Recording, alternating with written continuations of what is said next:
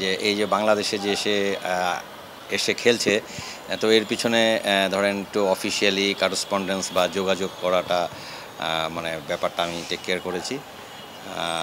Actually ঈশান মালিক তো basically সে তো premier লিগে খেলছে অস্ট্রেলিয়াতে। তো ওর বাবাও একসময় আমাদের দেশে চলন্তিকা ক্লাবে খেলছে, বিভিন্ন ক্লাবে সে খেলেছে আর কি। ওর দাদার যে অনুপ্রেরণা মূলত এই ফুটবলের প্রতি তার বেশ অনুরাগ ছিল।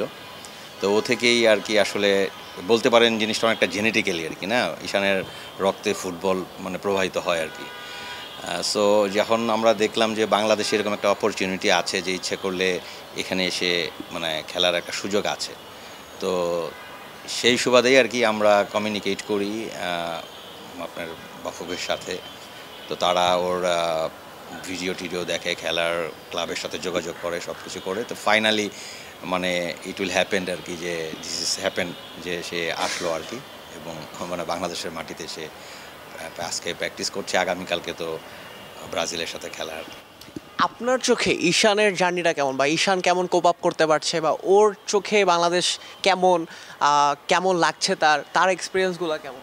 অ্যাকচুয়ালি ওর কাছ থেকে আমরা যতটুকু জানলাম আর কি, যে যেই টিমের সাথে সে খেলছে এদের সাথে তার খুব মানে দ্রুতই একটা সিঙ্ক্রোনাইজ, মানে তাদের সাথে ভালো ইন্টিমেসি হলো। আমরা নিজেরাও দেখলাম যে তারা কথাবার্তা বলতেছে।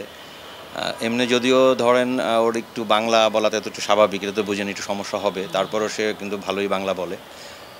এবং আজকে তো মাঠে এসে ভালোই লাগছে, যে প্র্যাকটিসে দেখতেছি যে একটা ইভেন যে মানে কোচ আছেন আর কি, উনিও দেখলাম বেশ মানে সবার সাথে একটা মানে আন্ডারস্ট্যান্ডিংয়ের মতো করে দিচ্ছে, যেন একসাথে তারা একটা ভালোভাবে মানে ম্যাচটা খেলতে পারে আর কি টুগেদার। অ্যাকচুয়ালি আমি যদি ধরেন মানে খেলার জগতের সাথে আসলে যেমন আমার বন্ধু মানে ঈশানের বাবা যেরকম খেলছে ক্লাবে, আমি ক্লাবে খেলিনি, হয়তো ধরেন ছোটোবেলায় স্কুল কলেজে যে খেলা সেগুলো খেলেছি। তো বাফুফে আমার কাছে যেটা মনে হলো, আমি এই যে 1-2 দিন যে আসলাম ঈশানকে মানে ঈশানকে লক্ষ্য করে আর কি, তো আমার কাছে খুব ভালো লাগছে যে এরা বেশ মানে মনে হলো খুবই পজিটিভ, না, অল স্টাফ যাদের সাথে কথাবার্তা হলো বা কোচ যাদের সাথে কথা হলো, আমার কাছে খুব পজিটিভ মনে হচ্ছে। এবং আমার কাছে মনে হচ্ছে যে হয়তো আমাদের মানে ফুটবলে ভালো একটা ফিউচার আসতে যাচ্ছে হয়তো তাদের হাত ধরে আর কি। এবার আঙ্কেলের কাছে আসি। আপনার ছেলে একটা ধাপে রয়েছে যেখান থেকে সে চাইলে বাফুফের মেইন টিমে বা সিনিয়র টিমে চান্স পেতে পারে যদি সে ভালো করে। এই পুরো ব্যাপারটা আপনার কাছে দেখতে কেমন? এটা আসলে টু আর্লি টু সে।